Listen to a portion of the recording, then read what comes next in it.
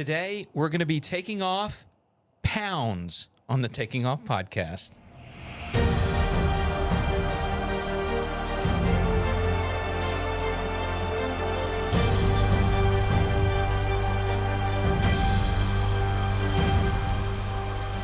Hello and welcome to the Taking Off podcast. I'm Dan Milliken. I'm joined by Christy Wong, and that was fun. All right.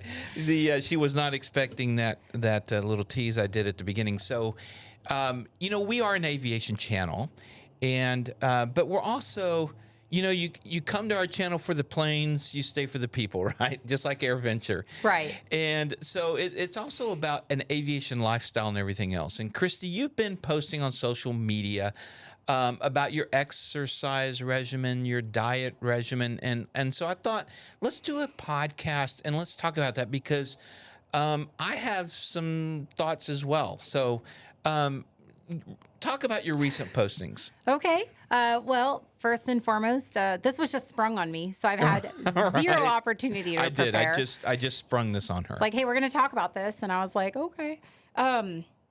So where would you like me to begin? Because there's so much. Well, okay, you did a pretty transparent, kind of out there post recently about your struggles and how you had gained weight.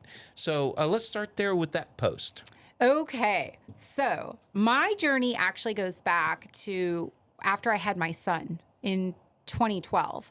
I had gained a lot of weight throughout my pregnancy, and the following, I remember during those first few months afterwards, I'm just going to be transparent with everybody. Sure. I got up to like 215 pounds. Oh, and wow. I'm 5'8". So I was very heavy. That was my peak, when I was pregnant with him. But even after I had him, I was hovering around like 200 pounds. And I remember feeling really bad. And, I remember one of Steve's cousins actually mentioning to me like, oh, it's okay. You just had a baby. Like, you're not expected to be, super thin again. But a year went by. So into 2013, I'm still, I remember at my job, they were doing one of those like Biggest Loser contests, and they were whoever could lose like the most percentage, and then they had different prizes like most pounds lost, most percentage, et cetera.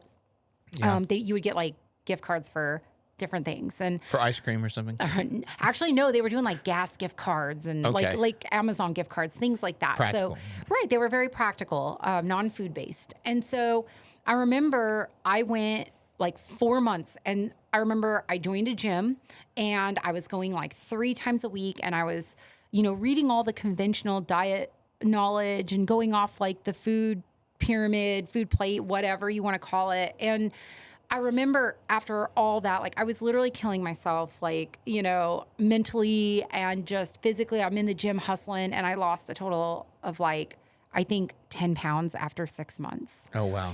And that's discouraging. No, it was super discouraging because after losing weight, I was still 185 pounds. And so I teetered right there between 185 and 190. And then I remembered, wait a minute, you know what? We're just going to take this back to basics. Like I went to school for like biochemistry, and like I know basic biochemistry, and I sat down and I literally for like 3 weeks, I had a notebook. I still have it. And I went through just basic metabolism, cellular, like to the cellular level. I went hard, and I came up with a really good plan. And I started right then and there. I was like, you know what? Okay, we're going to do this. And I started in May of 2013. And 6 months later, I had lost 70 pounds. Wow. I have pictures.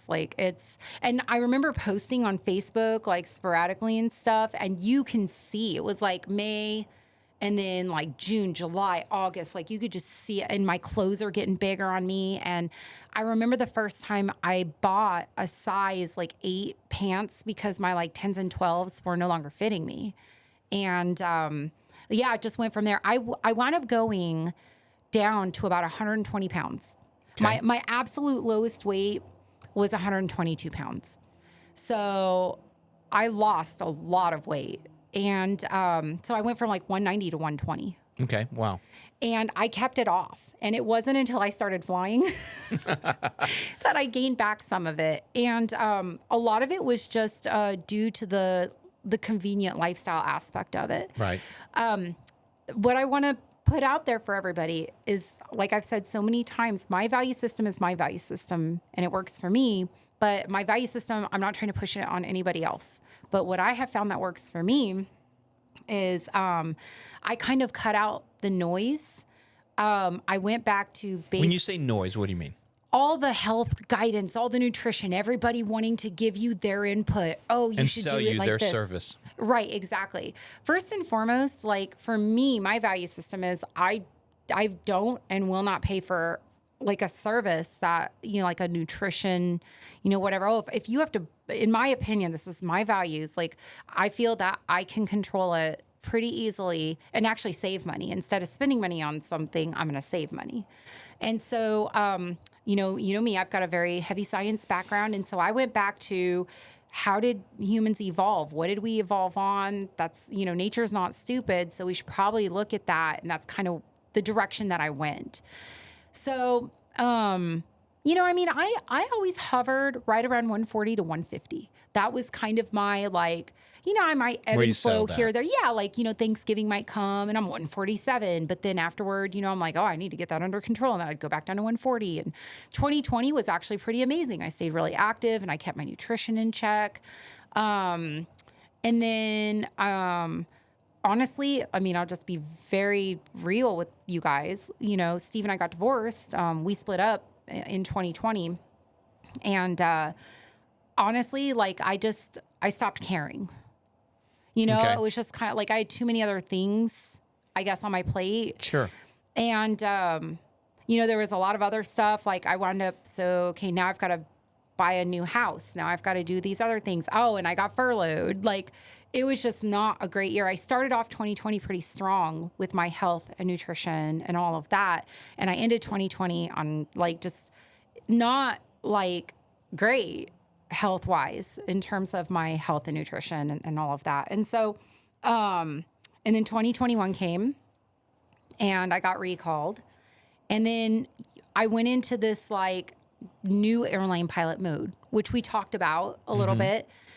And it took me several months to really find a good routine. It took me probably 6 months. Then I got my on the road fitness routine and it was good. Now, like I said, I've been able to maintain that 140 to 150. You know, everything's been good. And then I went on reserve. I decided to go on reserve for the last 3 months. And I was like, I'm going to exercise so much and I'm going to do so well. And then it turns out like I was doing terribly because like I don't know how to say this. I'm kind of an emotional eater. I'm a psychological eater. I'm a boredom eater. I eat out of boredom. Usually when I'm busy, that's when I do great. And I like stay really busy naturally. But there were a lot of times when I wasn't quite as busy and I'd be hanging out and I'm like, hey, you know what sounds good right now? And I've been so good. Like I normally eat a very low carb lifestyle. And I was like, oh, why not have a waffle fry? I've been so good, you know? Right. And so there was a lot of, you know, factors there that caused me to just go off the rails a little bit. And so on June 22nd, I was like, you know, my clothes feel just a little bit tighter. Oshkosh is coming up. You know, I'm just going to step on the scale. Oh, no. Oh, my gosh, you guys. I was 160 pounds, and I was like in disbelief. I was like, okay, so I have to do something about that now. And I decided, like, I wasn't like, oh, I'm going to start next week or I'm going to start tomorrow. I started right then and there. I was like, you know what? Foolishness. Like, this is done. And so since June 22nd, so it's been about 3 weeks now, I was like, you know what? No, we're doing this. So I've been really strict about my diet again. And, I mean, I exercise every day though. That's the thing. Even throughout reserve, I continue to exercise every day. I hit my fitness goals every single day. Like my watch says, so I must be doing something right. And I wasn't, because what I've learned is that good health starts here in the brain. Okay. Then you have to apply it in the kitchen. It starts with what you put in your mouth. It's what you eat, because at the end of the day, you cannot out-exercise a bad diet. You just cannot do it. So number one is it's got to be mental. You have to have the intrinsic motivation. And I'll talk about my motivators here in a minute.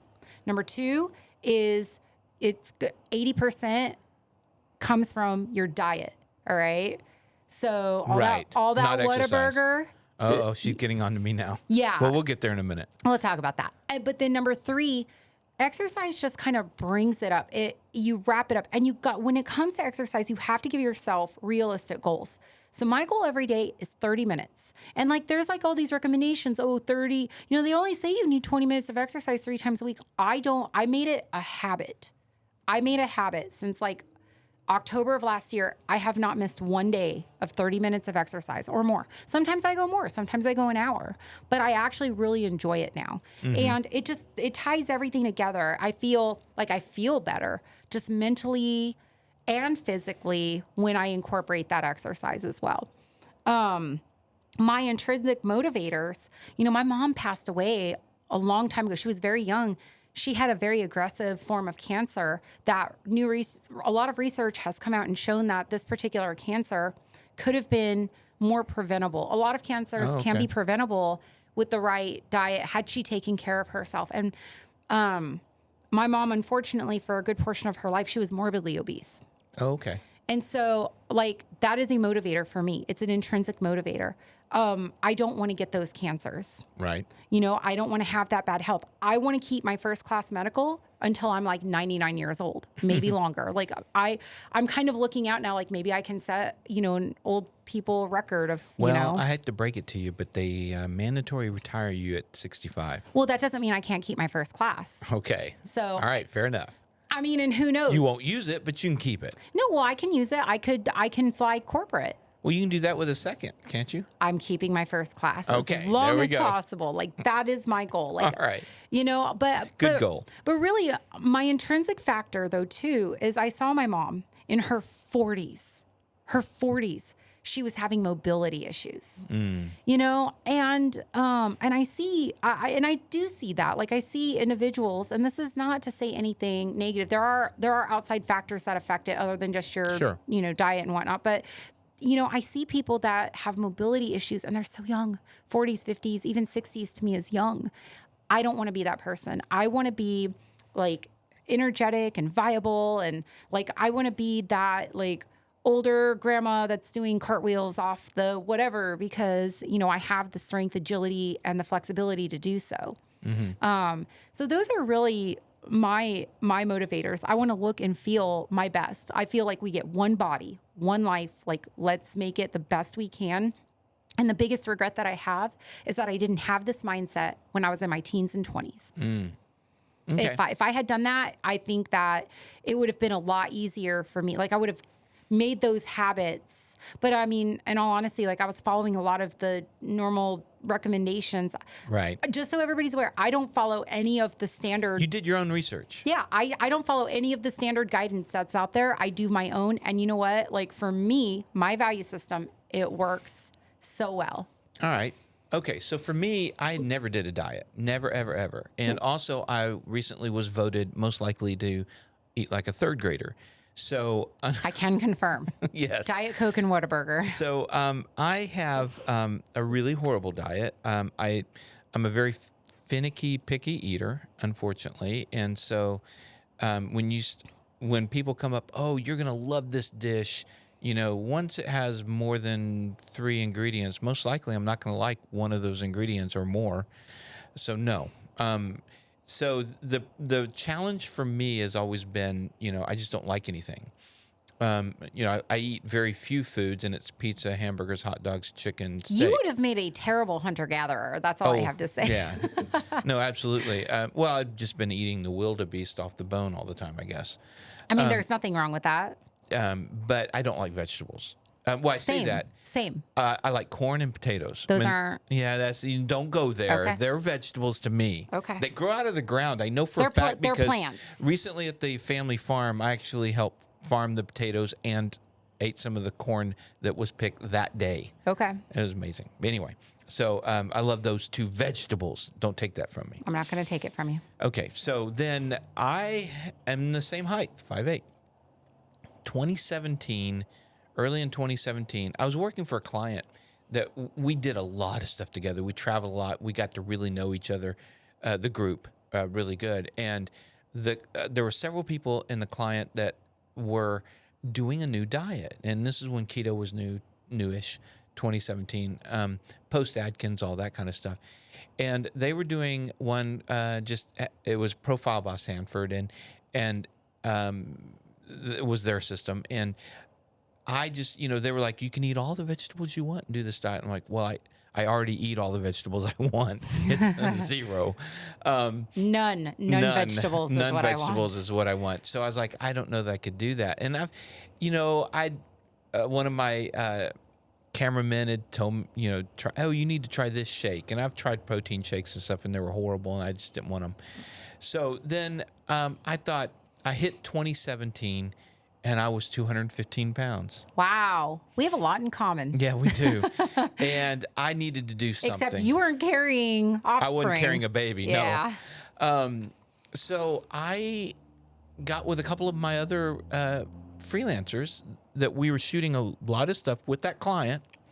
And I said, okay, let's try this. And the way that system worked is you go on a really hardcore ketosis situation.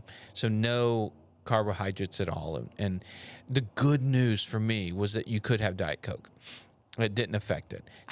However, when I do something like this, I do it all the way. I don't cheat. I'm an all-in kind of guy. So actually, I did not do Diet Coke during this phase. What? Yeah, water only. Good for you. Okay. Yeah, so I can do it. I know it. So we started. I remember it's February of 2020. February 2017. And within 5 weeks, I was down to 180. So in 5 weeks, I had lost, 35 pounds. That's incredible. Then by the summer, and then you go into a new phase where it's not as hardcore. And by the summer, I'd gotten down to 172 was my lowest. And then, so then after that, I lived in the mid 180s for several years. I kept it off. Then 2020 rolls around, COVID happens, and I gained 10 extra pounds, and now I'm in the 190s. Okay. And there I've been since COVID.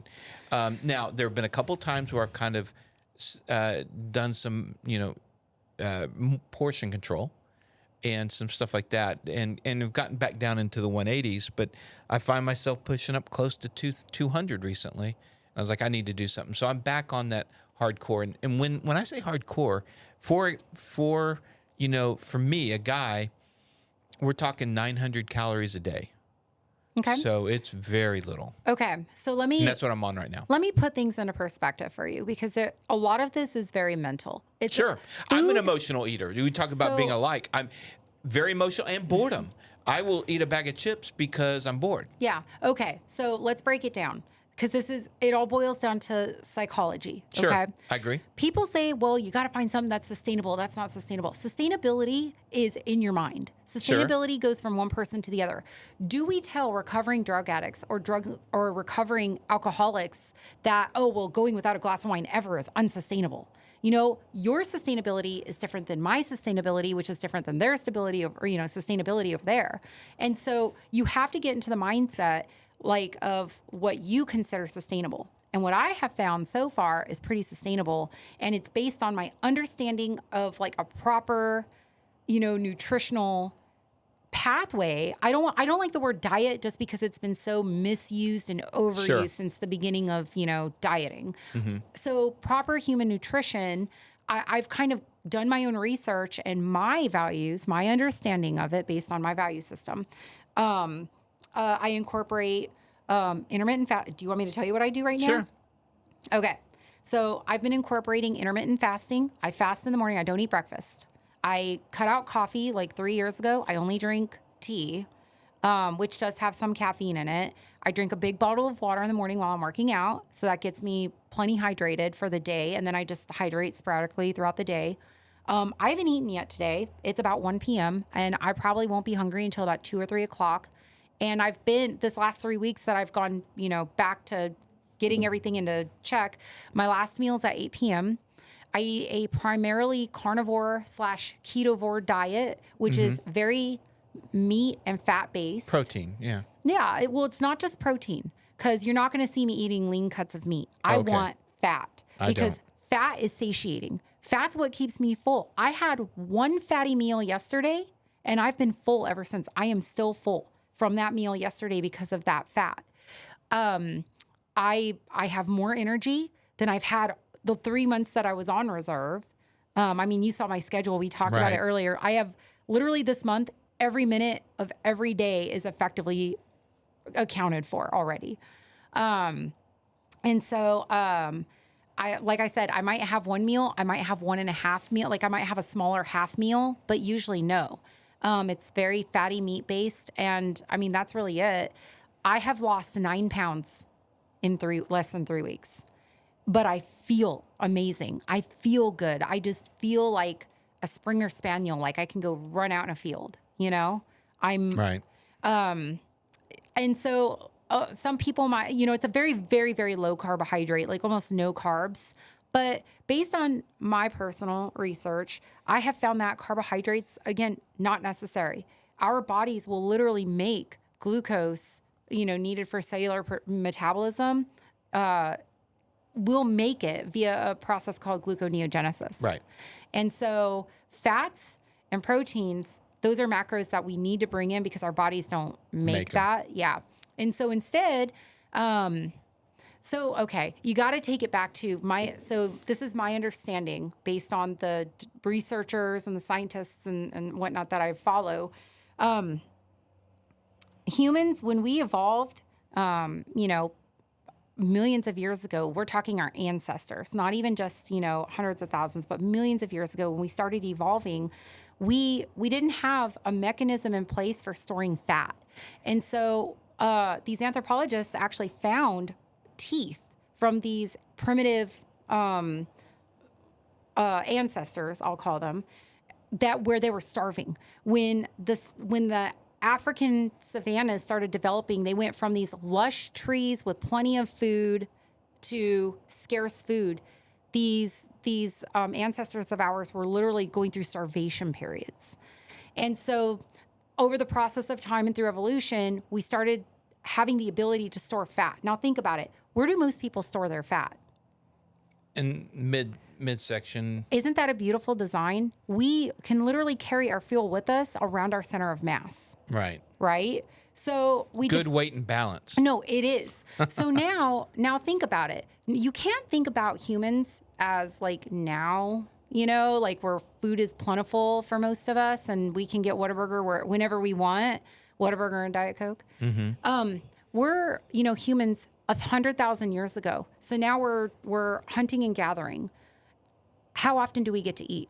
Do we get 3 squares a day? Nope. What do we get? We get one big kill that will feed you for a little while and then days without. Exactly.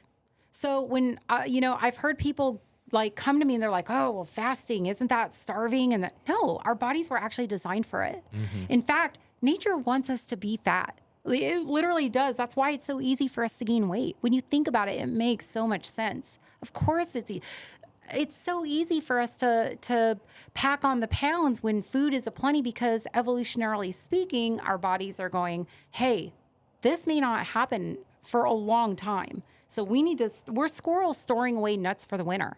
Only our nuts, literally our nuts are, stored away in fat cells, adipose tissue. And so for me, I carried that fat around my center of mass as well. And then, as I need more energy, as long as I'm not taking in more, right. My body will start to use that. And that's effectively how we lose weight. Right. And that's exactly why, as I understood the ketosis kind of diets, the keto diets, that is exactly, you're telling your metabolism that you don't have enough fuel. And so the body starts turning in and going, okay, I'll use some of that extra fuel that we've been hauling around. Right. So that's what I love about the keto diet. And it's really worked for me. And I've been able to keep stuff off as long as, see, here's the thing for me. We talk about psychology and the fact that I'm such a picky eater. The problem for me is I cannot imagine a world where I can't eat white bread, I mean, I don't know what to say to that. So I can't do that. My vices used to be bread, pasta, and rice. Those were like 3 staple foods for me. You can keep the pasta and the rice. Bread is something I could live on bread alone. Oh, Right. that sounds very unscriptural. But to me, I can't do a life where I give up bread. However, I can do moderation. That's and I like- can do portion control. And when I lost all the weight, I can do that. I can maintain a weight and still eat bread, but not if I go crazy. Yeah, I mean, As long as I'm burning more calories than I'm taking in. I mean, there's going to be. I used to. I see that look in your eyes. I missed bread at first, but there was number one. The longer I went without it, the longer I didn't need it. So that's first and foremost. I used to love like the biscuits, and you put butter on the biscuits, and they're just so flaky and delicious. But like now, I can actually say those words and not elicit an emotional response toward it because we are emotionally attached to food. Again, food is fuel. And so we are programmed to be emotional about it. And like we're supposed to be psychological toward it. That's how we survive. But it's like, but the way that you're telling me, like, I can't imagine a world in which I can't. That's like a smoker saying, I agree. I can't live without smoking. And then the person that says that will not give up smoking. Right. So I will not. I know I'm not gonna give up bread. Yeah. Now I am right now for short term because I know it's for a period that I just need to. I need to get rid of some of that excess adipose tissue that you it's talked funny. about. Yeah, it's funny to me. You're like, I know that bread makes me fat, but I'm going to eat it anyway. No. I know that bread can make me fat. Right. When I eat a ton of bread, I get fat. It's a slippery slope. But I can eat bread and not gain weight. So eating bread does not make me fat. It's eating too much bread makes me fat. That makes sense. Yeah, I'm not going to disagree with that. So there, I can say, I can go to Texas Roadhouse and have one roll with cinnamon butter. But if I go to Texas Roadhouse and have 2 baskets of rolls, that's 8 rolls. Yeah.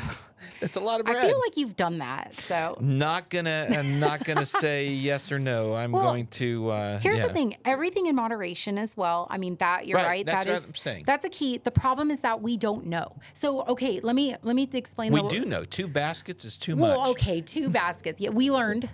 We learned. Okay, so when I was on my 3 months of reserve, like I said, it wasn't a problem for me. Like I was in my mind mentally. I was like, oh, I'm eating fine. I'm eating low carb. I'm doing this. And it wasn't until I got on the scale and I started thinking about it. And then I went back just the last 3 days and I literally wrote out everything I had eaten. Mm-hmm.